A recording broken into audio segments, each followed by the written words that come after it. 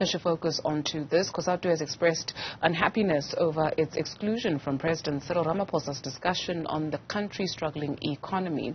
The talks included a number of stakeholders, from business leaders as well as some government departments. We speak now to Cosatu's Tony Ehrenreich.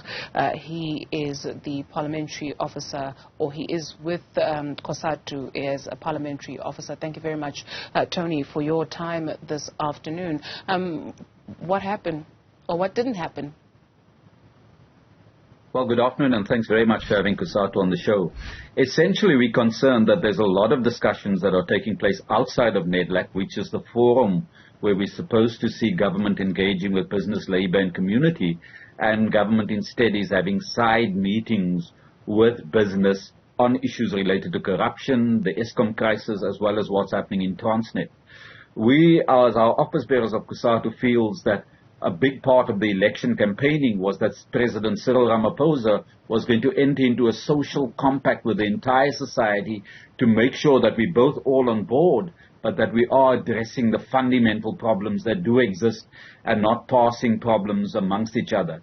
In that regard, Cosatu has two concerns. The first issue that they're dealing with is crime and corruption. If we look at what the Zondo Commission has told us and just our experiences over the last 15 years, we've seen businesses involved in collusion, which is essentially corruption in the chicken industry, the construction of the stadium, steel prices. In a number of industries, we've seen businesses corruption. We've just seen the 400 billion rand that the Road Accident Fund owes to its the recipients, that is in large part because of the looting by many of the corrupt lawyers in the system. And then we've seen, of course, with the Zondo Commission outlining how government leaders as well as businesses were in part responsible for the theft of many of those state-owned enterprises. So is business and government going to do a cozy deal again around the theft of what's happening in the economy like they did around the theft of the land? But that's one issue. The second issue is that Transnet and Eskom is essential to the economy. We can't grow the economy if we don't address those problems. We believe we've got to move towards addressing it, but this mustn't mean that we must privatize it and just give it to the private sector as a way for them to increase profits in South Africa. 15 years ago, Eskom was one of the best energy generators in the world, and that was operated by the state. We think it can get back there if we put the thieves from government and business into jail who's been responsible for that and get on to putting it back into the form that it was then. So we're really concerned that there's some sneaky maneuvers that may be leading to privatization, and that's why Labour is excluded from the room. Surely you want to have all your partners in the room talking about the issues and trying to find agreement. Even if we don't all agree on everything, the fact that there's not underhanded things taking place means that the social capital that the government has within the society is maintained, instead of us seeing these kind of cozy deals that has led to many politicians becoming millionaires and billionaires from handouts of businesses, and they may be wanting to claim back now what they feel they've invested then. So as Labour, we're concerned. We want to be part of those discussions. We want to grow the economy. We've got to undo the 40% unemployment levels in our country and the growing levels of inequality that sees our society more unequal now than it was under apartheid. We want to address those challenges. We want to work with government to do that, and we don't want these cozy, smokle deals that could potentially be taking place in these side discussions.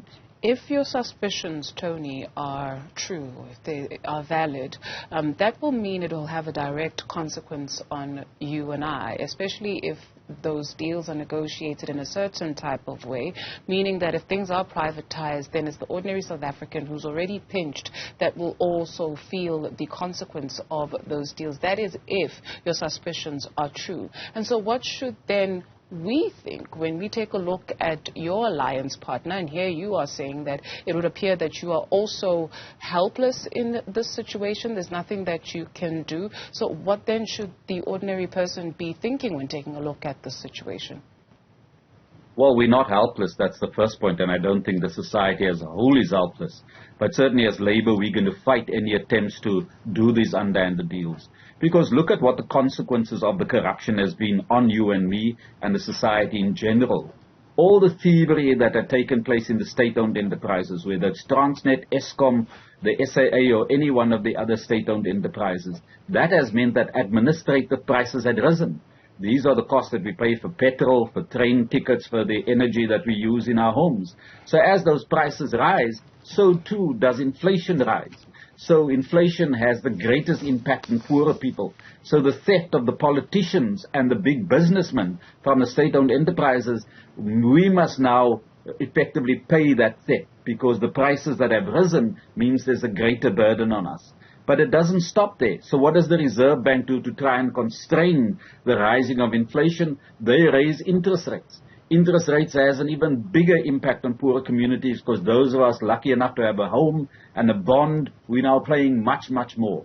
And the wealthy who have all the reserves in the bank, they're getting a much bigger return on their invested money because the interest rates are higher. So it seems that everything that the government and business do together is only in their interest, and it's to the detriment of the general South African citizen.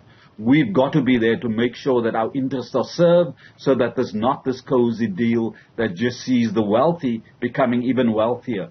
And so not only will Cosatu insist that we're part of that, that we know what is going on there, whether we agree or not, but we want to know. We don't want these behind-the-scenes deals. We saw what happened in the negotiation of South Africa post-1994, that a lot of these politicians who were in those discussions had got handouts and have effectively enriched themselves and forgotten about the liberation promise that we made to our people. We don't want to take that risk again. We've seen what's happened in the future, and we want to make sure that that's avoided because it's leading our country into a dead-end street. Sure. Are you really lucky to have a bond with these interest rates?